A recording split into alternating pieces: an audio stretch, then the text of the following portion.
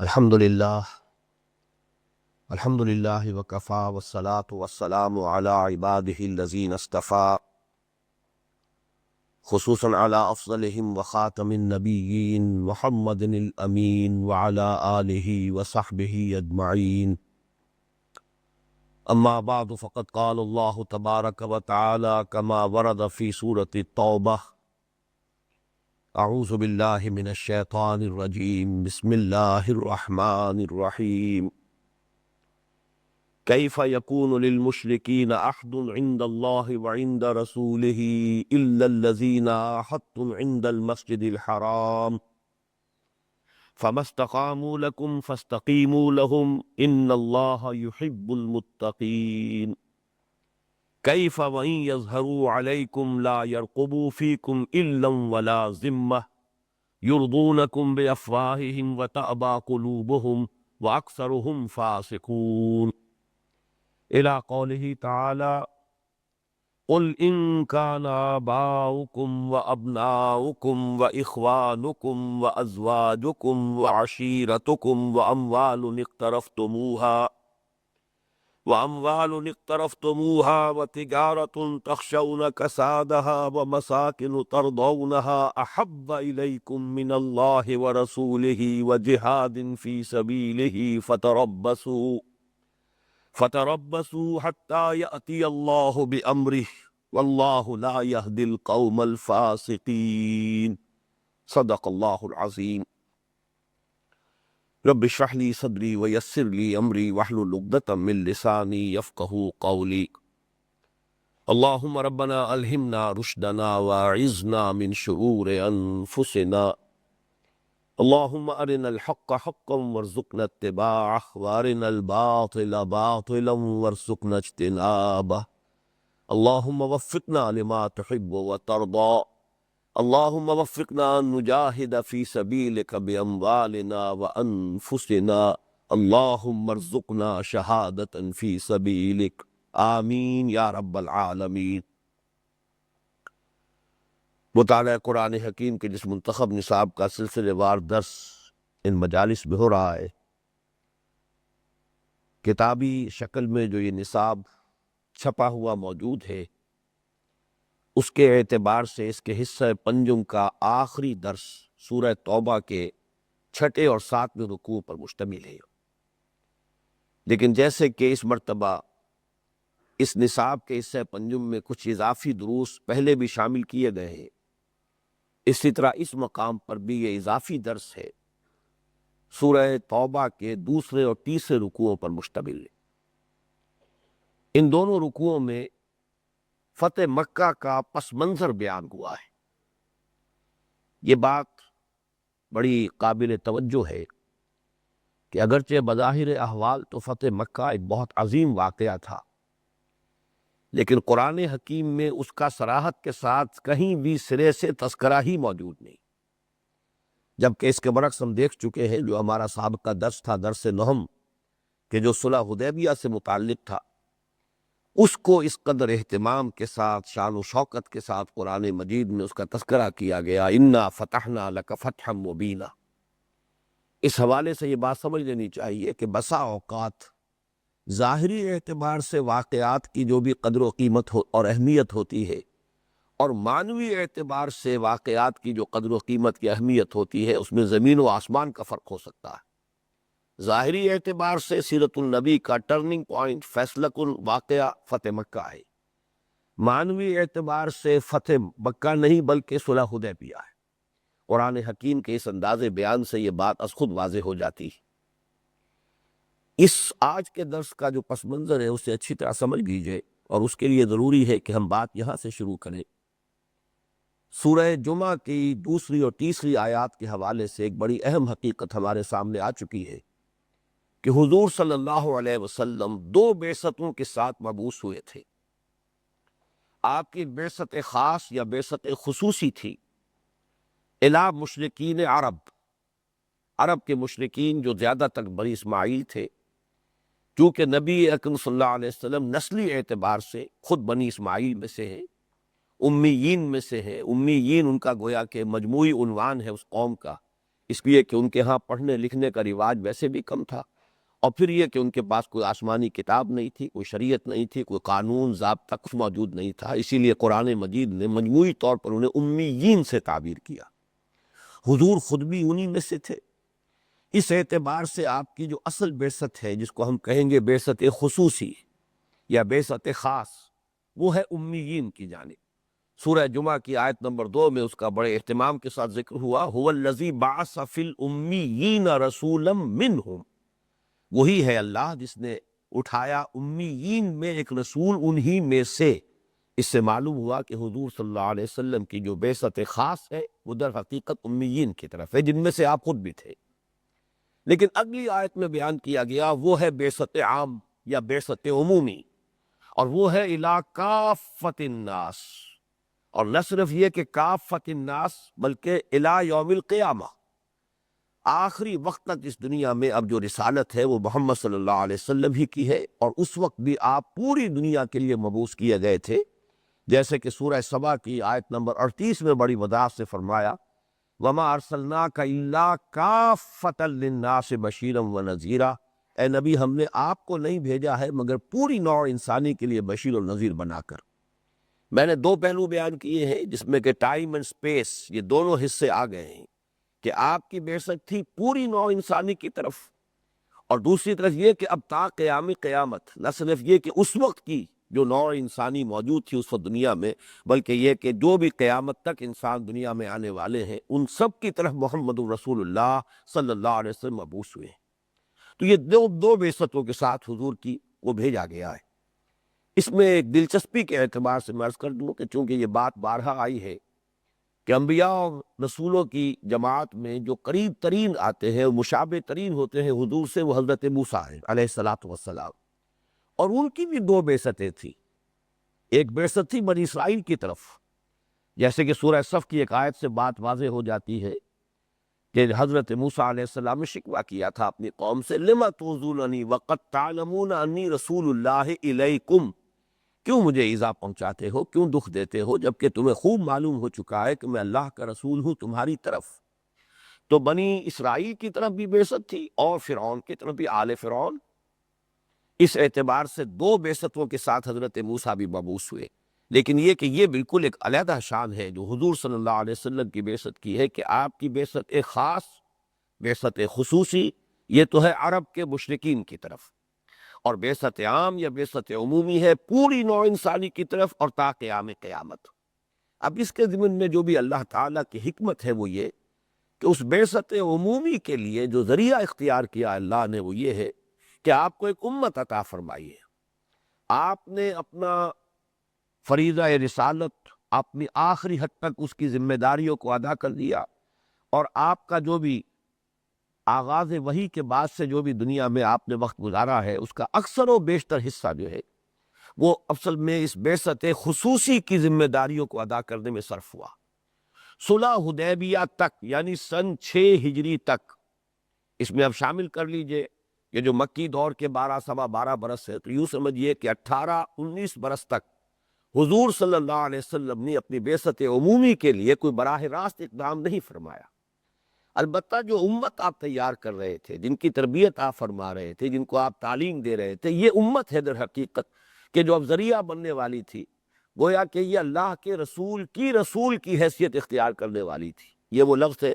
کہ جو ہمیں ملتا ہے کہ حضرت عمر رضی اللہ تعالیٰ عنہ نے بھی ایک مرتبہ استعمال کیا، جب حضور نے انہیں بھیجا کچھ خواتین سے بیعت لینے کے لیے، تو وہاں جا کر آپ نے فرمایا انا رسول اللہ، میں اللہ کے رسول کا رسول ہوں، یعنی اللہ کے رسول صلی اللہ علیہ وسلم نے مجھے پیغام دے کر بھیجا ہے۔ اور یہی لفظ حضور نے بھی استعمال فرمایا تھا جب حضرت معاذ بن جبل کو بھیجا ہے آپ نے یمن کی طرف رضی اللہ تعالی عنہ، تو گویا کہ امتحاناً کہہ لیجئے یا تعلیماً کہہ لیجئے، ان سے کچھ سوالات کیے کہ جو معاملات وہاں پیش آئیں گے کیسے طے کرو گے، کیسے فیصلے کرو گے۔ انہوں نے عرض کیا کہ سب سے پہلے میں اللہ کی کتاب کی طرف رجوع کروں گا، جو بات اس میں پاؤں گا اس کے مطابق فیصلے کروں گا۔ آپ نے فرمایا فرض کرو کوئی معاملہ جو ہے اللہ کی کتاب میں اس کا تذکرہ نہ ہو، پھر کیا کرو گے؟ پھر آپ کی سنت کی طرف رجوع کروں گا، دیکھوں گا آپ کی کوئی نظیر ہو، آپ نے کسی معاملے میں اس قسم کا فیصلہ کیا ہو۔ تیسرے درجے میں پھر آپ نے سوال کیا اگر تمہیں ایسی بھی کوئی بات تمہارے علم میں نہ آئے تو کیا کرو گے؟ تو پھر انہوں نے عرض کیا ثم اجتہد، پھر میں اپنی سی کوشش کروں گا، محنت کروں گا، اجتہاد کروں گا، صحیح رائے تک پہنچنے کی ہر ممکن کوشش کروں گا۔ تو اس پر شاباش دینے کے انداز میں حضور نے فرمایا تھا کہ اللہ کا شکر ہے کہ اللہ نے اللہ کے رسول کو یہ صلاحیت عطا فرما دی کہ وہ صحیح راستے تک پہنچ گیا۔ تو یہ یوں سمجھیے کہ یہ جو لفظ آئے ہیں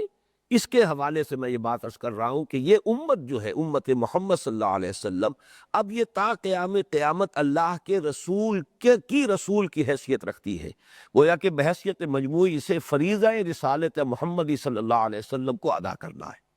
تو یہ دو بعثتیں ہیں جس کے ساتھ حضور مبعوث ہوئے۔ جیسا کہ میں عرض کر چکا ہوں، صلح حدیبیہ تک حضور کی ساری محنت، ساری مشقت صرف جزیرہ نما عرب کی حد تک تھی، بلکہ اس میں اضافہ کر لیجئے تاریخی اعتبار سے اور فلسفہ سیرت کے اعتبار سے یہ معاملات اہم ہیں کہ جہاں تک ہمیں معلوم ہے پہلے 10 برس جو ہیں آپ نے اپنی پوری دعوتی سرگرمی کو صرف شہر مکہ تک محدود رکھا ہے۔ شہر مکہ کے ساتھ آپ شامل کر لیجئے کہ جو بھی حج کے مواقع ہیں، اب مینا میں جب جمع ہوتے تھے لوگ، یا عرفات میں لوگ جمع ہوتے تھے، یا یہ کہ ایک آس پاس جو بازار لگتے تھے، میلے لگتے تھے مکے کے گرد و نواح میں، ان کو ساتھ شامل کر لیجئے، لیکن 10 برس تک حضور صلی اللہ علیہ وسلم کی پوری دعوت سرگرمی صرف اس علاقے تک محدود تھی۔ سن 10 نبوی میں پہلا سفر آپ نے کیا ہے طائف کا، اور وہ بھی اس وقت جب کہ اندیشہ ہو گیا تھا کہ اب مکے والے اب برداشت نہیں کریں گے۔ ابو طالب جو ہے ان کی حفاظت ایک ڈھال تھی اللہ کی طرف سے کہ جو گویا کہ حضور کے اور قریش مکہ جو ہے ان کے اور کفار مکہ کے درمیان تھی، اب وہ اٹھ گئی، لہذا ان کی جانب سے اقدام ہو جائے گا۔ تب آپ نے طائف کا سفر کیا، اس کے بعد بھی واپس آ کر بھی پھر آپ کی طرف سے کوئی باہر جو ہے سرگرمی نہیں ہے، البتہ اللہ کی طرف سے یہ حکمت ہوئی ہے کہ اسی سال میں 6 افراد جو ہیں وہ مدینے کے یثرب کے رہنے والے وہ ایمان لے آئے، اگلے سال 12 ہو گئے، اس سے اگلے سال 72 اور مرد اور 3 عورتیں دائرہ اسلام میں داخل ہوئے۔ تو اس سے وہ کھڑکی کھل گئی مدینے کی طرف۔ پھر ہجرت ہوئی، ہجرت کے بعد ظاہر بات ہے کہ مدینہ منورہ پہنچنے کے بعد اب آپ کا دائرہ جو ہے، آپ کی تحریکی اور دعوتی سرگرمی جو ہے وہ تقریباً پورے جزیرہ نما عرب تک اس کا جو ہے دائرہ وسیع ہو گیا۔ لیکن جیسا کہ میں عرض کر رہا ہوں، تیسری مرتبہ دہرا رہا ہوں کہ صلح حدیبیہ تک آپ نے کہیں جزیرہ نما عرب کے حدود سے باہر کسی دعوتی سرگرمی کا آغاز نہیں فرمایا۔ البتہ صلح حدیبیہ کے بعد اب اس کو نوٹ کر لیجئے کہ حضور کی اب بقیہ جو چند سال زندگی کے ہیں حیات دنیاوی کے، اس میں اپنے سامنے دو رکھیے نقشے کہ ایک طرف پیش قدمی ہو رہی ہے جزیرہ نما عرب کے اندر بھی، اور دوسری طرف ساتھ ہی آپ نے سرگرمی کا آغاز کر دیا ہے جزیرہ نما عرب سے باہر بھی۔ چنانچہ آپ نے صلح حدیبیہ کے بعد ہی پھر دعوتی خطوط لکھے، قیصر روم کے نام، کسرائے ایران کے نام، مقوقس مصر کے نام، نجاشی حبشہ کے نام وغیرہ، اور بھی جو یمامہ کے عمرا تھے یا بحرین کا امیر تھا، یہ تمام آس پاس جزیرہ نما عرب کے چاروں طرف جو علاقے تھے،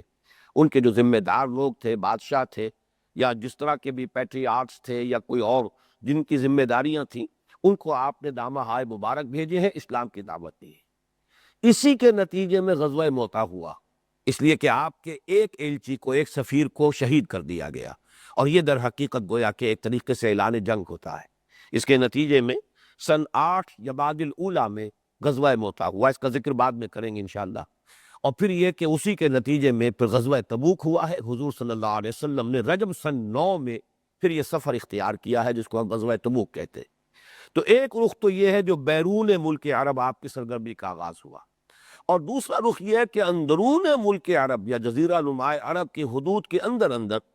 اب یہ وقت جو ہے یہ گویا کہ حضور کے مشن کے تکمیل کے آخری مراحل ہیں۔ ان کے ضمن میں اہم واقعات کیا ہیں؟ نمبر 1 یہ کہ سن 7 ہجری ہی کے محرم میں بالکل پہلے مہینے میں آپ نے خیبر پر حملہ کیا، اللہ تعالیٰ نے فتح عطا فرمائی، اگرچہ وقت لگا، لیکن یہ کہ بہرحال بہت بڑی فتح نصیب ہوئی، اور اس سے بہت سا مال غنیمت ہاتھ آیا اور فراغت حاصل ہوئی مسلمانوں کو، جو بھی تنگی تھی دنیاوی اعتبار سے اس میں کشادگی پیدا ہوئی۔ پھر اسی میں غزوہ خیبر کے ساتھ ہی غزوہ وادی القریٰ، یہ گویا کہ ہر بڑے غزوے کے ساتھ ایک غزوہ جو ہے سیرت النبی میں آپ دیکھتے ہیں کہ بطور ضمیمہ آتا ہے، جیسے غزوہ احد کے بعد، اور پھر یہ کہ غزوہ احزاب کے بعد، غزوہ احد کے بعد معاملہ ہوا تھا بنو نذیر کا، غزوہ احزاب کے بعد بنو قریظہ کا، اسی طرح یہ غزوہ خیبر کے ساتھ ہی جو ہے غزوہ وادی القریٰ ہے۔ پھر سن 7 میں ہی غزوہ ذات الرقاع ہوا ہے۔ حضور نے جنوب کی طرف سے بھی آپ کو اطمینان ہو گیا کہ مکے والوں سے صلح ہو چکی ہے، اور مکے کے آس پاس کے قبائل بھی یا وہ قریش کے حلیف بن گئے ہیں یا حضور صلی اللہ علیہ وسلم کے حلیف بن گئے ہیں، تو اس اعتبار سے صلح کے اندر بند گئے۔ تو جنوب کی طرف سے جب آپ کو اطمینان ہو گیا تو شمال کی طرف پیش قدمی کی، خیبر کو فتح کیا۔ خیبر کی طرف سے یکسو ہو کر پھر اب آپ نے یہ جو نجد کے بدو قبائل تھے کہ جنہوں نے بارہا بہت شرارتیں کی تھی، اور جو حضور صلی اللہ علیہ وسلم کے 70 صحابہ کو جو شہید کیا تھا بیر معونہ میں، دھوکہ دے کر انہیں ساتھ لے کر گئے ایک مبلغین کی حیثیت سے، اور پھر انہیں سب کو شہید کیا ہے، بمشکل ان میں سے 2 حضرات بچ سکے ہیں۔ تو ان کی شرارتوں کو صدا دینے کے لیے پھر حضور نے اس کو کہتے ہیں غزوہ ذات الرقاع، یہ سن 7 ہی کے اندر یہ بھی ہوا ہے۔ اب ظاہر بات ہے کہ چونکہ یہ بدو لوگ تھے، کوئی کہیں آباد ہے کوئی کہیں آباد ہے، کوئی مستقل آبادی نہیں تھی، تو کسی جگہ پر بھی کوئی جم کر جنگ کا موقع تو نہیں ہوا، لیکن یہ کہ وہ سب کے سب بھاگ کھڑے ہوئے، کہیں جا کر پہاڑوں کی چوٹیوں میں چھپ گئے، لیکن یہ کہ اندازہ ہو گیا کہ اب ان کے اندر دم نہیں ہے، طاقت نہیں ہے، اور جو حضور صلی اللہ علیہ وسلم کا اور مسلمانوں کا جو ایک رعب تھا وہ اس پورے علاقے پر قائم ہو گیا۔ اس کے بعد سن 7 ہی میں ذی قعدہ کے مہینے میں آپ نے عمرہ ادا کیا، عمرہ قضا اس کو کہتے ہیں، یعنی جس کے لیے آپ تشریف لے گئے تھے سن 6 میں، صلح حدیبیہ کی وجہ سے بغیر عمرہ کیے ہوئے آپ کو لوٹنا پڑا تھا، لیکن اسی میں طے ہو گیا تھا کہ اگلے سال آپ آئیے اور آپ عمرہ کیجئے۔ تو حضور صلی اللہ علیہ وسلم کثیر تعداد میں صحابہ کے ساتھ گئے ہیں۔ 3 دن تک اہل مکہ نے اپنے وعدے کے مطابق مکے کو خالی رکھا، خود وہ مکے کے چاروں طرف جو پہاڑ ہیں اوپر چڑھ گئے، اور وہاں سے دیکھتے رہے حسرت کے ساتھ کہ محمد الرسول اللہ والذین معہ، یہ وہاں بڑے اطمینان کے ساتھ عمرہ ادا کر رہے ہیں، اور مکے میں 3 دن تک ان کا قیام رہا۔ یہ بھی گویا کہ ایک بڑی ہی فیصلہ کن بات تھی کہ پورے عرب میں ظاہر بات ہے اس کی دھوم مچ گئی ہوگی کہ یہ صلح حدیبیہ کا جو اصل میں نتیجہ ظاہر ہوا ہے یہ عمرہ قضا کی شکل میں ظاہر ہوا ہے۔ پھر اگلے سال سن 8 میں فتح مکہ ہو گیا، یہ ہے رمضان سن 8۔ اس کا جو بھی واقعاتی پس منظر ہے وہ میں بعد میں بیان کروں گا، لیکن یہ ہے ترتیب۔ فتح مکہ کے ساتھ پھر ضمیمے کے طور پر غزوہ حنین ہے اور جو محاصرہ طائف ہے، اور اس کے ساتھ گویا کہ جزیرہ نماء عرب کے اندر حضور صلی اللہ علیہ وسلم کا جو اصل مشن تھا، هو الذی ارسل رسولہ بالہدی ودین الحق لیظہرہ علی الدین کلہ، اللہ کا دین غالب ہوتا ہے، تو غلبہ دین ہو گیا بالفعل، جاء الحق وزہق الباطل ان الباطل کان زہوقا۔ چنانچہ سن 9 میں جو پھر حج ہوا ہے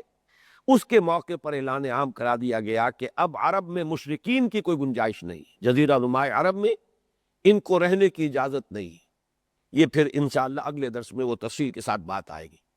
اب تمہیدی مباحث میں ذرا ایک بات اور نوٹ کر لیجئے،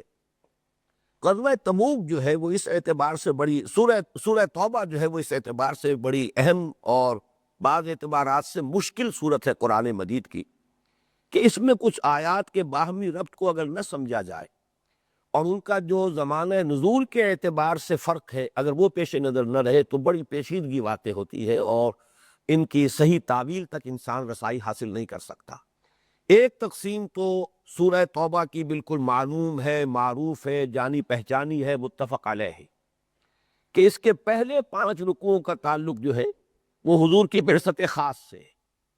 جزیرہ نماء عرب کے اندر اللہ کے دین کے غلبے کے آخری مراحل اور اس کے ضمن میں جو بھی مباحث تھے وہ پہلے 5 رکوعوں میں آ گئے، اور جو بقیہ 11 رکوع ہیں، 6 رکوع سے شروع ہو کر اور 10ویں اور 16ویں رکوع کے آخر تک، یہ گویا کہ غزوہ تبوک کے گرد گھومتے ہیں۔ اس میں سے 4 رکوع ہیں، 6واں، 7واں، 8واں، 9واں کے جن کا نزول ہوا ہے یا تو غزوہ تبوک سے قبل، آپ کی روانگی سے قبل، اور یا روانگی کے دوران اثناء سفر میں جاتے ہوئے، اور بقیہ جو پھر رکوع ہے ان کا جو ہے نزول ہوا ہے وہ یوں سمجھیے کہ 10ویں سے لے کر اور 16ویں رکوع تک 7 رکوعوں کا نزول جو ہے وہ غزوہ تبوک سے واپسی کے دوران یا پھر واپس مکے میں پہنچنے کے بعد، مدینہ منورہ پہنچنے کے بعد۔ تو یہ تقسیم تو بالکل معلوم اور مشہور اور معروف ہے، متفق علیہ۔ البتہ پہلے 5 رکوعوں کے مابین ایک تقسیم ایسی ہے کہ اگر اس کو نہ سمجھا جائے تو بڑی پیچیدگی پیدا ہوتی، اور میں نے دیکھا ہے اکثر حضرات کو اس میں کافی الجھنوں کا سامنا رہا ہے۔ اس میں بات جو ہے ایک قرآن مجید میں سورتوں کے ترتیب کے حوالے سے ایک اصولی بات نوٹ کر لیجئے بسا اوقات قرآن مجید میں اہم کوئی بات اسی صورت میں جو مضامین کا سلسلہ ہوتا ہے ان سے کسی اہم بات کو نکال کر پہلے لے آتے ہیں، جیسے سورہ انفال میں یسألونک عن الانفال۔ اب ظاہر بات ہے کہ غزوہ بدر جو ہے اس کے بارے میں حالات اور واقعات کا تذکرہ ہو رہا ہے، اس سے پہلے کی مشاورت کا تذکرہ ہے، اس کے دوران جو واقعات ہوئے ان کا تذکرہ ہے، اور آگے جا کر آتا ہے کہ 10ویں پارے کی پہلی آیت وَاعْلَمُوا أَنَّمَا غَنِمْتُمْ، جو مال غنیمت کا اصل حکم بعد میں آ رہا ہے، لیکن ایک آیت وہاں سے نکال کر شروع میں لے آئی گئی، اس لیے کہ اہم ترین بات یہ بن گئی تھی کہ غزوہ بدر کے بعد جو مال غنیمت مسلمانوں کے ہاتھ آیا تھا اس کے بارے میں اب کیا کیا جائے۔ پرانا رواج یہ تھا کہ جو چیز جس کے ہاتھ لگ گئی اسی کی ہے، لیکن یہ کہ اس کے بعد یہاں قرآن کے اندر اس کا جو ہے حکم نازل ہوا کہ نہیں، 5واں حصہ تو بیت المال کا ہوگا اور 4 حصے جو ہے وہ مجاہدین میں تقسیم کیے جائیں۔ تو یہ جو ایک اہم ترین بات تھی اس کو نکال کر شروع میں لے آئے، ایک گویا کے عنوان کے طور پر۔ اسی طریقے سے سورہ توبہ میں ابتدائی جو 6 آیات ہیں ان کا تعلق ہے اصل میں سن 9 ہجری کے حج کے موقع پر حضور نے جو اعلان عام کروایا ہے کہ اب مشرکین عرب سے برات ہے، مشرکین کے ساتھ اب کوئی مصالحت کا سوال نہیں ہے، کوئی عہد کوئی معاہدہ نہیں ہوگا۔ اب تو 2 ہی آپشنز ہیں مشرکین عرب کے لیے، یا ایمان لے آئیں، اسلام قبول کرے، اور یا پھر انہیں قتل کر دیا جائے گا۔ گویا کہ تیسرا آپشن خود بخود امپلائیڈ تھا کہ وہ یہاں سے اس ملک کو خیر باد کہے، جہاں سینگ سمائے چلے جائیں، ورنہ یہ کہ یہاں اگر رہیں گے تو 2 ہی آپشنز ہیں، یا اسلام لائے اور یا قتل۔ تو یہ چونکہ نہایت اہم واقعہ تھا لہذا ان 6 آیات کو پہلے لے آیا گیا ہے، ورنہ در حقیقت ان 5 رکوعوں کی ترتیب یہ ہے کہ دوسرا اور تیسرا رکوع جو ہے جس کا کہ آج ہم مطالعہ کرنے چلے ہیں، یہ فتح مکہ سے متصلاً قبل نازل ہوا ہے، اور اس میں در حقیقت فتح مکہ کی طرف حضور صلی اللہ علیہ وسلم کی جو پیش قدمی تھی اس کے ضمن میں جو مسلمانوں میں مختلف اسباب سے جو ہچکچاہٹ تھی، جانے سے کچھ لوگ کنی کترا رہے تھے، نہیں چاہتے تھے کہ اقدام کیا جائے، بلکہ خواہش یہ تھی کہ صلح ہی دوبارہ کر لی جائے، صلح ٹوٹ گئی ہے تو کوئی بات نہیں، صلح ہی دوبارہ کر لی جائے۔ تو ان دونوں رکوعوں میں آپ دیکھیں گے کہ مختلف جو طبقات تھے ان میں جو مختلف اعتبارات سے ہچکچاہٹ تھی مکے کی طرف اقدام کرنے میں اور پیش قدمی کرنے میں، ان سے بحث کی جا رہی ہے۔ تو یہ 2 رکوع جو ہیں یہ فتح مکہ سے قبل نازل ہوئے۔ پہلا رکوع اور پھر چوتھا اور 5واں رکوع یہ ہے ایک تسلسل کے ساتھ، اور یہ سن 9 ہجری میں غزوہ تبوک کے بعد نازل ہوئے ہیں، ذی قعدہ سن 9 میں، جبکہ حضور صلی اللہ علیہ وسلم واپس تشریف لا چکے ہیں،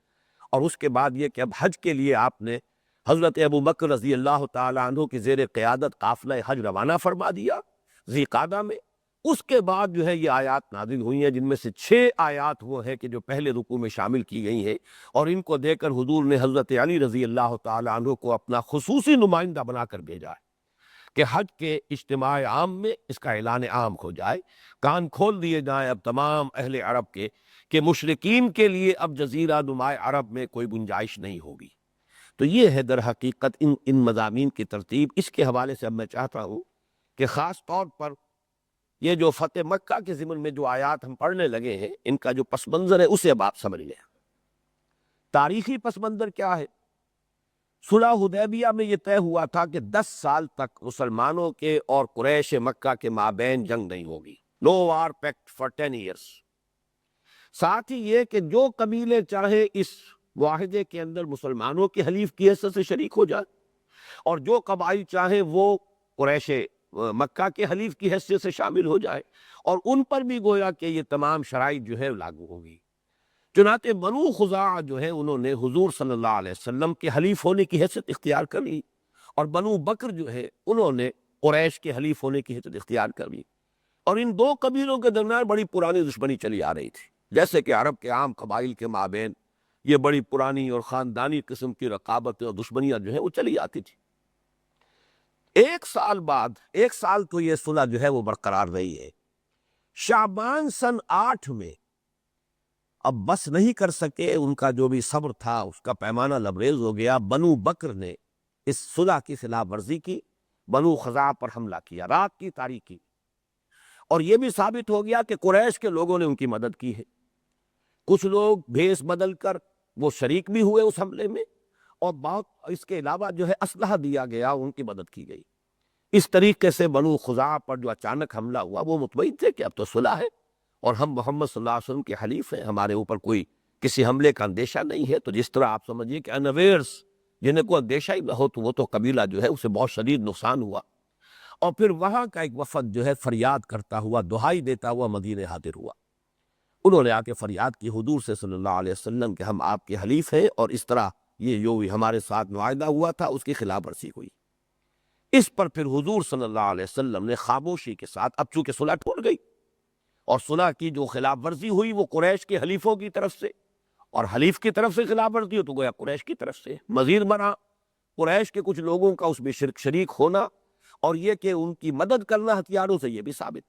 اس حوالے سے گویا کہ صلح حدیبیہ 2 ہی سال کے اندر، بلکہ یوں سمجھیے کہ اس سے بھی کم عرصے کے اندر جو ہے 2 سال کے اندر یہ صلح جو ہے وہ ٹوٹ گئی۔ لیکن یہ کہ اب قریش کو ہوش آیا کہ یہ تو ہم سے بڑی خطا ہو گئی، غلطی ہو گئی، انہیں معلوم تھا، اس لیے کہ صلح حدیبیہ بھی جو ہوئی تھی تو انہوں نے مظاہر تو حضور نے دب کر صلح کی تھی، حقیقت میں تو وہ دبے ہوئے تھے، اس لیے کہ حضور پوری قوت کے ساتھ گئے تھے، 1400-1500 آپ کے ساتھ صحابہ موجود تھے، اور وہاں جب بیعت علی الموت ہو گئی ہے، بیعت رضوان ہو گئی ہے، تو اس سے ظاہر بات ہے کہ کفار مکہ کے چھکے چھوٹ گئے تھے کہ یہ تو اب مرنے مارنے کے لیے بالکل تیار ہے، اور انہوں نے بیعت کر دی ہے کہ یہاں سے ایک شخص بھی جو ہے وہ زندہ اپنی جان بچا کر لے جانے کی کوشش نہیں کرے گا۔ لہذا بظاہر تو حضور نے اور مسلمانوں نے دب کر صلح کی، حقیقت میں انہوں نے یہ قوت دیکھ کر، قوت کا مظاہرہ دیکھ کر حضور صلی اللہ علیہ وسلم کی وہ صلح پر مجبور ہوئے تھے، اور انہیں معلوم تھا کہ اب ہمارے اندر اتنا دم نہیں ہے، بلکہ جیسا کہ میں آپ کو بتا چکا ہوں 1 سال پہلے غزوہ احزاب کے بعد ہی حضور نے فرما دیا تھا لن تغزوکم قریش بعد عامکم ھذا ولکنکم تغزونہم، اب قریش تم پر حملہ آور نہیں ہو سکتے ہیں مسلمانوں، بس جو انہیں کرنا تھا وہ کر چکے، اب تو انیشیٹو ہوگا تمہاری طرف سے، اب تو تم پیش قدمی کرو۔ لہذا ابو سفیان کو اب بہرحال فکر دامنگیر ہوئی کہ اگر یہ صلح جو ختم ہو گئی ہے، محمد صلی اللہ علیہ وسلم نے اقدام اگر کیا تو ہم تو اس پوزیشن میں نہیں ہے کہ مقابلہ کر سکیں۔ مشورہ ہوا، بالآخر اب وہ چل کر قریش مکہ کا سردار ابو سفیان بن حرب اب وہ چل کر مدینے آیا، اور بعض واقعات اس کے جو ہے وہ بہت ہی ہمارے لیے سبق آموز ہے۔ سب سے پہلی کوشش اس نے کی کہ کوئی سفارشی تلاش کرو، آخر محمد صلی اللہ علیہ وسلم سے جا کر ایک بات مجھے درخواست پیش کرنی ہے، تو اور سفارشی سب سے زیادہ قریبی سفارشی جو ہے اپنی بیٹی حضرت ام حبیبہ رضی اللہ تعالی عنہ، یہ حضور کی زوجہ محترمہ ہے، یہ لے آئی تھی ایمان ابتدائی دور میں، مکہ کے ابتدائی دور میں ایمان لے آئی تھی، ابو سفیان کی بیٹی ام حبیبہ، اپنے شوہر کے ساتھ انہوں نے ہجرت کی تھی حبشہ، وہاں جو شوہر تھا مرتد ہو گیا، کیونکہ شراب کی لت اسے بہت زیادہ تھی، کہیں اس نشے کے اندر آ کر اس نے انہی کا عیسائیت اختیار کر لی جو وہاں کی قوم کا مذہب تھا، کچھ وہاں کچھ مفادات حاصل کرنے چاہے ہوں گے واللہ عالم، تو مرتد ہو جانے کی وجہ سے اب یہ بیوہ ہو گئی، یہ علیحدہ ہو گئی، اب ان کا تعلق جو ہے رشتہ منقطع ہو گیا۔ تو حضور نے دل جوئی کے لیے پیغام مدینہ منورہ سے بھجوایا تھا، اور پھر نجاشی نے وکیل کی حیثیت سے وہاں جو ہے نکاح پڑھا ہے، تو حضرت ام حبیبہ کا نکاح ہوا ہے اس طور سے کہ حضور مدینہ منورہ میں تھے اور یہ حبشہ میں تھی، پھر انہیں حبشہ سے جو پھر مدینہ منورہ لایا گیا۔ اب یہ ہے بیٹی ابو سفیان کی حضور کی زوجہ محترمہ، تو سب سے پہلے تو ان کے گھر میں پہنچے، وہاں جو بستر بچھا ہوا تھا حضور کا صلی اللہ علیہ وسلم، اس پر بیٹھنے کی کوشش کی تو انہوں نے کہا اپا جان ذرا ٹھہریے، بستر طے کر دیا۔ اب یہ قریش کا سردار چٹک کر کھڑے رہ گئے ابو سفیان کہ بیٹی یہ بستر میرے لائق نہ تھا یا میں اس بستر کے لائق نہ تھا؟ اب وہ حضرت ام حبیبہ فرماتی ہے باجان آپ اس بستر کے لائق نہیں ہیں، یہ اللہ کے نبی کا، اللہ کے رسول کا بستر ہے، آپ مشرک ہیں، نجس ہیں، آپ اس پر نہیں بیٹھ سکتے۔ تو اب اس سے خود اندازہ ہو سکتا ہے کہ اب مزید سفارش کے لیے کچھ کہنے کی جرت باپ کے اندر کہاں ہے بھی کو۔ پھر وہ حضرت ابوبکر سے ملے ہیں، پھر حضرت عمر سے ملے ہیں، سب نے معذرت کی، پھر حضرت علی کے ہاں گئے ہیں اور حضرت فاطمہ کی خوشامد کی ہے، بیٹی ہو اسی طریقے سے سفارش کرو۔ پھر حضرت حسن وہاں چھوٹے سے بچے کی حیثیت سے کھیل رہے تھے، اپنے اس بیٹے کو یہ موقع دے دو، یہ بیٹا اعلان کر دے کہ یہ بیٹا جو حکم بن جائے اور امن اور امان کا ذریعہ بن جائے عرب کے لیے۔ اب تمہارے بہرحال مکے کے رہنے والے ہو تم لوگ سب، لیکن یہ کہ وہ معذرت ہوئی تو مایوس ہو کر حضرت علی نے یہ کہا کہ بھائی تم زیادہ زیادہ یہ کر سکتے ہو، یک طرفہ اعلان کر دو، تم ابان کا اعلان کر کے چلے جاؤ۔ اس کے بعد یہ کہ تو ابو سفیان نے پوچھا حضرت علی سے کہ کیا اس سے کچھ توقع ہے کہ کچھ بات بن جائے گی؟ تو انہوں نے فرمایا کہ نہیں، مجھے امید نہیں کہ بات بنے، لیکن بہرحال اس کے سوا تمہارے پاس کوئی اور چارہ کار نہیں ہے، تو جو کچھ تمہارے پاس ہے وہ کر گزرو۔ اپنی طرف سے یک طرفہ جا کر اس نے کھڑے ہو کر مسجد نبی میں اعلان کیا اور وہاں سے روانہ ہو گئے۔ بہرحال یہ ہے وہ پس منظر، لیکن اس میں ساتھ یہ نوٹ کر لیجئے کہ بنو خزاعہ کے وفد کے پہنچنے سے 3 دن پہلے ہی حضور نے حضرت عائشہ صدیقہ رضی اللہ تعالیٰ عنہا کو حکم دے دیا تھا کہ میرے لیے سفر کا سامان درست کرو۔ یہ ہے اصل میں معاملہ نبی کا، کہ نبی صلی اللہ علیہ وسلم کو تو خبر جو ہے وحی کے ذریعے سے آتی تھی، اللہ کی طرف سے ہر چیز کی اطلاع جو ہے آپ کو، اس کے لیے وفد کا آنا جو ہے وہ لازمی نہیں تھا۔ 3 دن پہلے آپ نے فرمایا، لیکن یہ بھی کہہ دیا کہ ذرا اس کی خبر نہ دینا کسی کو، کسی سے بات نہ کرنا، بس سفر پہ جانا ہے، انتظام کرو۔ حضرت ابوبکر ظاہر بات ہے ان کے لیے رکاوٹ نہیں تھی، وہ سیدھے اپنی بیٹی کے حجرے میں پہنچے، دیکھا کچھ سامان ہے، کوئی بندھا ہوا ہے، کوئی بندوبست ہے، بیٹی کیا معاملہ ہے، کہاں کا سفر ہے؟ حضور ابا جان مجھے کچھ معلوم نہیں، لیکن یہ کہ بہرحال یہ انتظام تھا وہ دیکھا ہے۔ بہرحال حضور نے خصوصی اہتمام کیا اخفاء کا، جیسے کہ آپ کی ایک حدیث بھی ہے، استعینوا علی الحوائج بالکتمان، اپنے جو بھی سارے عزائم ہیں، منصوبے ہیں، ان سب کو تشت ازبام کرنا مصلحت کے خلاف ہوتا ہے، جو بھی مقاصد ہیں ان کی طرف پیش قدمی ہو لیکن اخفاء کے ساتھ۔ تو حضور نے خصوصی اہتمام کیا کہ کوئی اس کی خبر جو ہے وہ مکے والوں کو نہ پہنچنے پائے، تاکہ ہم بیک وقت اچانک وہاں پہنچ جائیں تو کم سے کم خونریزی ہو۔ پیش نظر تو یہ تھا، یہ تو آپ کو معلوم تھا کہ اب قریش میں دم نہیں ہے، وہ مقابلہ نہیں کر سکتے، لیکن یہ کہ تاکہ کم سے کم خونریزی ہو، حضور صلی اللہ علیہ وسلم نے اہتمام کیا۔ اس وقت کی جو صورتحال ہے اس میں اب بہت سے مختلف جو لوگ تھے، ان کا جو بھی کچھ ریلیکٹنس تھی، ہچکچاہٹ تھی، یہ ہمیں اقدام نہیں کرنا چاہیے، یہ پیش قدمی ہمیں نہیں کرنی چاہیے، اس کے مختلف اسباب تھے۔ اور در حقیقت ان آیات میں چونکہ وہ زیر بحث آئیں گے تو میں چاہتا ہوں کہ ان کو اچھی طرح سمجھ لیں، اس لیے کہ ان کی اہمیت جو ہے وہ ابدی ہے۔ یہ کیفیات اور یہ سوچنے کے انداز اور یہ مختلف احساسات جو ہے وہ ہر دور میں ہوں گے۔ جب بھی کبھی دین کے لیے کوئی کام ہوگا، ظاہر بات ہے انہی مراحل میں سے گزرنا ہوگا۔ اقامت دین کی جد و جہد تو لا يصلح آخر هذه الامہ الا بما صلح به اولها، اس امت کے آخری حصے کی اصلاح نہیں ہو سکے گی مگر اس طور سے جس طور سے پہلے حصے کی اصلاح ہوئی، لہذا جب بھی ہوگا مراحل یہ آئیں گے، اور یہ تمام معاملات آئندہ بھی پیش آئیں گے۔ جیسا کہ میں نے بار عرض کیا ہے کہ نفاق اگر اس دور میں تھا تو اس دور میں بھی ہے، یہ امراض تو ختم نہیں ہو گئے، فرق صرف یہ کہ اس وقت حضور صلی اللہ علیہ وسلم کو وحی کے ذریعے سے مطلع کر دیا جاتا تھا کون منافق ہے، لہذا آپ تعین کے ساتھ بھی کہہ سکتے تھے، اگرچہ آپ نے کہا نہیں لیکن آپ جانتے تھے، تعین کے ساتھ، تیقن کے ساتھ۔ لیکن یہ کہ اب اس کا کوئی امکان نہیں، کوئی مسلمان جو ہے کسی دوسرے کو منافق قرار نہیں دے سکتا، اس لیے کہ دل کی حالت جو ہے وہ تو اللہ کے علم میں ہے، وہ تو راز ہے بندے اور رب کے مابین۔ تو فرق صرف اتنا ہی ہے، ورنہ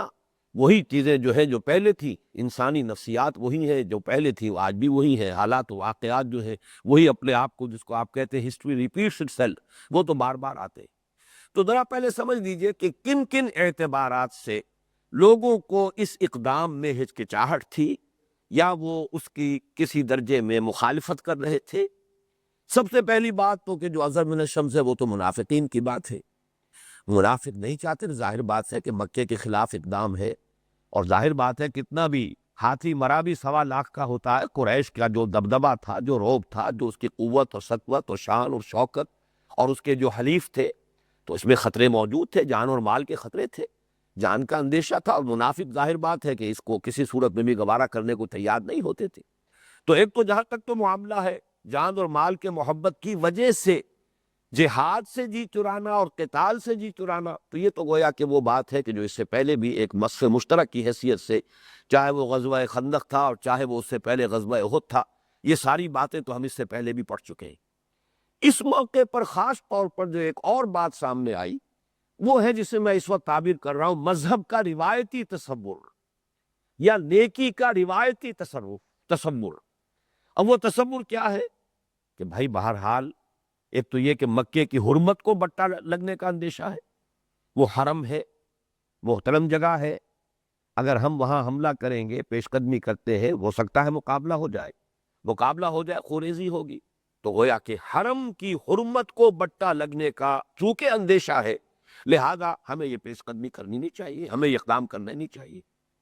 دوسرے یہ کہ قریش بہرحال متولی حرم کے ہیں،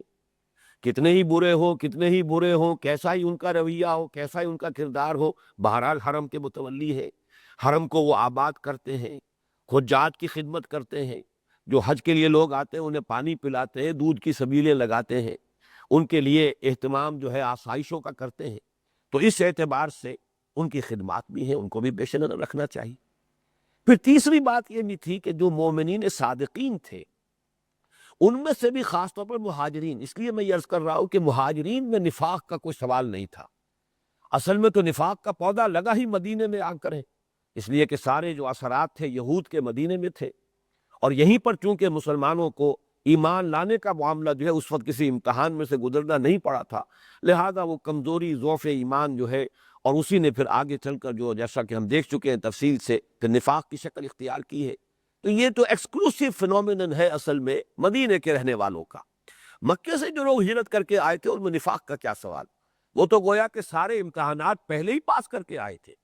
گھر بار چھوڑ کر آئے، اہل و عیال کو چھوڑ کر آئے، قرب قبیلے سے کٹ کر آئے، اپنے خاندانوں سے کٹ کر آئے، اور بہرحال نقل وطن کی ہے تو کوئی ایسی ان کے پاس ایشورنسز نہیں تھی کہ وہاں جاتے ہیں ان کے لیے کوئی جگہ بھی موجود ہے، کوئی ہوٹلز ہے یا کوئی کنسنٹریشن کیمپس ہے یا کہیں پر کوئی مہاجرین کے لیے وہاں پر آباد کاری کا بندوبست، کچھ بھی نہیں تھا۔ صرف یہ کہ اللہ کا حکم ہے، اللہ کے رسول کا حکم ہے، جان ہتھیلی پر لے کر اور لوگ آ گئے۔ اس اعتبار سے میں نے کہا ہے کہ مکے والوں میں نفاق کا سوال نہیں، لیکن وقتی طور پر ضعف ایمان، یہ کسی بڑے سے بڑے مسلمان اور کسی بڑے سے بڑے اور سچے سے سچے صاحب ایمان پر بھی وقتی طور پر ضعف ایمان کی کیفیت طاری ہو سکتی ہے۔ اس وقت مرحلہ جو آ گیا تھا مہاجرین کے لیے وہ یہ تھا کہ مکے میں ان کے خاندان ہیں، ان کے قرب قبیلے کے لوگ ہیں، پھر ان میں سے کچھ ایسے بھی تھے جو ایمان لے آئے تھے لیکن وہ ہجرت نہیں کر پائے تھے، اور بعضی باقی ایمان نہیں بھی لائے تھے، تو ایک رشتہ داری کی جو کچھ نہ کچھ تھوڑی بہت ایک لحاظ ہوتا ہے دل کے اندر، اور اس کی وجہ سے جو احساسات ہوتے ہیں ایک صحت مند انسان میں اور ایک نارمل انسان میں، ایک شریف انسان میں، صاحب مروت و شرافت انسان میں، وہ احساسات بہرحال آڑے آ رہے تھے کہ اگر وہاں پر حملہ ہوتا ہے اور وہاں پر یہ لڑائی وغیرہ ہوتی ہے تو جس طریقے سے کہ گندم کے ساتھ گھن پس جایا کرتا ہے، ایسے ہی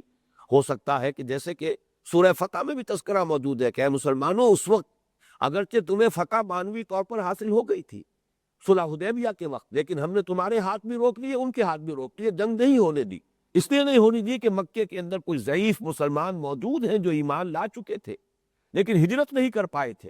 اگر اس وقت جنگ ہو جاتی تو تم انہیں بھی پیستے تھے، گندم کے ساتھ گھن بھی پس جاتا، اس لیے ہم نے اس وقت جو ہے ہاتھ روک لیے اور جنگ نہیں ہونے۔ اب ان حضرات کو یہ اندیشہ تھا کہ اب اگر یہ معاملہ ہوتا ہے تو وہاں ہمارے اعزہ بھی ہے، اقارب ہے، رشتہ دار ہے، اہل و عیال ہے۔ چنانچہ ان میں سے جو ایک بہت نمایاں واقعہ ہوا ہے وہ تھا حضرت حاتم ابن ابی بلتع کا رضی اللہ تعالیٰ عنہ، بدری صحابی ہے، مہاجر ہے، ان کے گھر والے، ان کے اہل و عیال مکے میں تھے ابھی تک، اور یہ چونکہ کسی بڑے اونچے گھرانے سے متعلق نہیں تھے کہ انہیں ان کے اہل و عیال کو وہاں پر اپنے اس قلبے یا قبیلے کی طرف سے کوئی تحفظ حاصل ہو، انہیں اندیشہ ہوا کہ اگر کوئی معاملہ ایسا ہو گیا تو پھر میرے بچوں کا، میرے اہل و عیال کا تو والی وارث کوئی نہیں، وہ تو بالکل ختم ہو کر رہ جائیں گے، پس جائیں گے۔ تو وقتی طور پر ایک بدری صحابی کے دل میں بھی یہ اس طرح کی ایک کمزوری جو ہے پیدا ہو گئی کہ انہوں نے حضور کے اس راز کو فاش کرنے تک کے جرم کا ارتکاب کر لیا، حالانکہ حضور نے سختی سے روکا تھا۔ انہوں نے رقعہ لکھا اور اس رقعے میں خبر دی، اکرمہ ابن ابو جہل وغیرہ ان 3-4 حضرات کے نام آتے ہیں، ان کے نام خط لکھا کہ محمد صلی اللہ علیہ وسلم جو ہے وہ اپنے پوری جمعیت کے ساتھ تمہاری طرف اقدام کر رہے ہیں، تم جو بھی کچھ کر سکتے ہو اپنے بچاؤ کے لیے کر لو۔ حضور صلی اللہ علیہ وسلم نے انہوں نے یہ خط دیا ایک عورت کو جو جا رہی تھی مکے، اور اسے بہرحال کچھ اس سے معاوضہ طے کیا کہ یہ ہمارا خط جو ہے یہ پہنچا دو۔ اس عورت نے اپنی چوٹی کے اندر اس خط کو گوندھا، باندھ لیا تاکہ کوئی تلاشی ولاشی ہو تو نکلے نہ، اور وہ جا رہی تھی ایک ہودج میں اونٹ کے اوپر سوار ہو کر۔ حضور نے خبر دی حضرت علی رضی اللہ تعالیٰ عنہ، حضرت زبیر، حضرت مقداد، اور ان سے کہا کہ وہ ایک عورت ہے فلاں جگہ پر اس وقت مقیم ہے، اور جاؤ اس کے پاس ایک خط ہے وہ لے کر آؤ، برآمد کر کے آؤ۔ یہ تینوں حضرات پہنچے اور اسی مقام پر وہ عورت موجود تھی، ابھی مقیم تھی۔ اس سے کہا گیا کہ تمہارے پاس کوئی خط ہے؟ نہیں، اس نے کہا قطعاً کوئی خط نہیں میرے پاس۔ تو وہ جو ہودج کی جو بھی کی گئی تلاشی لی گئی وہ خط برآمد نہیں ہوا۔ حضرت علی نے پھر فرمایا میں خدا کی قسم کھا کر کہتا ہوں تمہارے پاس خط ہے، اس لیے کہ حضور نے فرمایا ہے ظاہر بات ہے کہ حضرت علی کے لیے کسی شک و شبے کی کیا گنجائش تھی، اور اگر تم سیدھے ہاتھوں وہ خط ہمارے حوالے نہیں کرو گی تو میں تمہیں اریاں کر کے تمہاری تلاشی لوں گا۔ اس پر پھر اس عورت نے وہ اپنی چوٹی کھولی اور اس میں سے وہ خط نکال کر دے دیا، اور حضرت حاتب کی وہ غلطی جو ہے پکڑی گئی۔ لیکن بہرحال اس سے یہ کہ وہ بات ابھی مکے والوں تک پہنچنے سے معاملہ رک گیا، اور وحی کے ذریعے سے چونکہ اللہ نے حضور کو مطلع فرما دیا، پھر جب آئے ہیں واپس حضرت علی اور حضرت مقداد اور حضرت زبیر وہ خط لے کر، تو حضرت عمر نے جو ان کا اپنا ایک جلال کا انداز تھا اس میں یہ عرض کیا کہ حضور مجھے اجازت دیجئے کہ میں حاتب کی گردن مار دوں، اس نے اتنا بڑا جرم کیا ہے۔ حضور نے فرمایا کہ نہیں عمر، تمہیں معلوم ہے یہ بدری ہے، اور کیا عجب کہ اللہ تعالیٰ نے جو بھی بدر میں لوگ شریک تھے مسلمان، ان کی اگلی پچھلی ساری خطائیں معاف کر دی۔ تو یہ میں نے واقعہ خاص طور پر آپ کو بتایا اس لیے کہ اتنے اونچے صحابی سے بھی وقتی طور پر کسی اس طرح کی کمزوری کا اظہار یہ مستبعد نہیں ہے، یہ ناممکن نہیں ہے، یہ واقعات ہے، سیرت کے ناقابل تردید واقعات ہیں۔ آخری بات جو میں اس میں عرض کروں گا، اس لیے پھر اگلی نشست میں انشاءاللہ یہ پورا پس منظر ہمارے سامنے ہوگا تو پھر آیات کا ہم سلسلے وار مطالعہ کریں گے کہ ایک مستقل فلسفہ بھی بنا لیا گیا ہے، اور وہ فلسفہ یہ ہے کہ اصل میں جنگ جو ہے یہ تو بالکل ناگزیر کوئی مجبوری کی صورتحال ہی ہو تو کی جائے، ورنہ اصل میں تو دعوت اور تبلیغ اور اصل میں تو صلح کے حوالے سے ساری جو ہے کامیابی ہوتی ہے۔ اس کے لیے ایک بڑے دانشور ہیں ہندوستان کے مسلمانوں میں سے مولانا وحید الدین خان صاحب، وہ کوئی آج سے 8-9 سال پہلے ہمارے ہاں محاضرات جو ہوئے تھے انجمن خدام القرآن کے، اس میں وہ بھی تشریف لائے تھے میری دعوت پر، تو انہوں نے پورے 1 گھنٹے کی تقریر میں یہ فلسفہ بیان کیا کہ جنگ سے کچھ نہیں ہوا، اصل میں تو صلح سے ہوا، یعنی صلح حدیبیہ کے نتیجے میں ساری خیر اور برکت جو ہے وہ ظاہر ہوئی، اور اتنی کثرت کے ساتھ جو ہے اور اتنی وسعت کے ساتھ دین کا پیغام پھیلا، تو اصل میں سارا معاملہ جو ہے وہ جنگ کا نہیں صلح کا ہے۔ اس پر پھر جب میں نے 1 گھنٹہ ان کی تقریر ہوئی تھی اور میں نے ان محاضرات میں شرکت کی تھی بس صرف ایک سامع کی حیثیت سے، لیکن آخر میں ان سے اجازت لے کر صرف ایک سوال کیا تھا کہ اگر صلح اتنی ہی اچھی چیز ہے اور جنگ اتنی ہی بری شے ہے تو مجھے اس سوال کا جواب دیجئے کہ جب صلح ٹوٹ گئی قریش کی جانب سے، اور پھر قریش کا سردار چل کر آیا ہے مدینہ منورہ صلح کی درخواست دے کر اور سفارش سے کروا رہا ہے، خوشامدیں کر رہا ہے، تو حضور نے صلح کیوں نہیں کی؟ اس پر جو حضرات اس وقت موجود تھے، بہت سے یہاں بھی موجود ہیں اس وقت، انہیں یاد ہوگا کہ بالکل وہ نقشہ وہی تھا، اس کو یعنی بلا تشبیہ عرض کر رہا ہوں جیسے قرآن مجید میں آیا ہے فَبُہِتَ الَّذِي كَفَرَ، کہ آدمی مبہوت ہو کر رہ جائے کہ اب کوئی سوال کا جواب ہی نہیں ہے، تو انہیں یہ کہنے پڑے تھے الفاظ کہ نو کمنٹس، کوئی جواب نہیں تھا ان کے پاس۔ تو اصل بات سمجھ لیجئے کہ اصل شے، اصل مقصود نہ صلح ہے نہ جنگ ہے، اصل مقصود اس مشن کی تکمیل ہے جس کے لیے محمد الرسول اللہ صلی اللہ علیہ وسلم مبعوث فرمائے گئے۔ هو الذی ارسل رسولہ بالہدی ودین الحق لیظہرہ علی الدین کلہ۔ اب یہ حکمت ہے، یہ تدبر ہے، یہ منصوبہ بندی ہے، یہ معاملہ فہمی ہے کہ کس وقت اس مقصد کے لیے صلح مفید ہے، صلح مفید ہے اس مقصد کے لیے تو دب کر بھی کرو، اپنی انانیت کو آڑے مت آنے دو، اپنی جھوٹی انا جو ہے اس کی پوجا مت کرو، اگر صلح دب کر کرنے میں بھی اس مقصد اور اس مشن کا جو ہے اس کی بہتری ہے، اس کی مصلحت ہے تو دب کر صلح کر لو۔ لیکن یہ ہے کہ اگر خام خواہ کی صلح کر کے اور کفر کو ایک فریش لیز آف ایگزسٹنس دے دیا جائے، حضور کے علم میں تھا کہ اب ان میں دم نہیں ہے، وہ مقابلہ نہیں کر سکتے۔ صلح کی تجدید کے کیا معنی ہوتے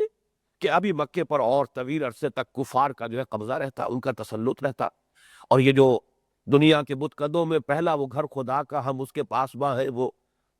وہ پاسباں ہمارا، تو اس گھر پر جو مرکز توحید کے سے تعمیر کیا گیا تھا، مشرکین کا غلبہ اور اقتدار اور طویل عرصے کے لیے باقی رہا، جبکہ حضور کی بعثت ہوئی ہے دین کے غلبے کے لیے۔ اس حوالے سے اصل جو بات عرض کر رہا ہوں وہ یہ ہے کہ در حقیقت مقصود نہ جنگ ہے نہ صلح ہے، مقصود ہے دین کا غلبہ،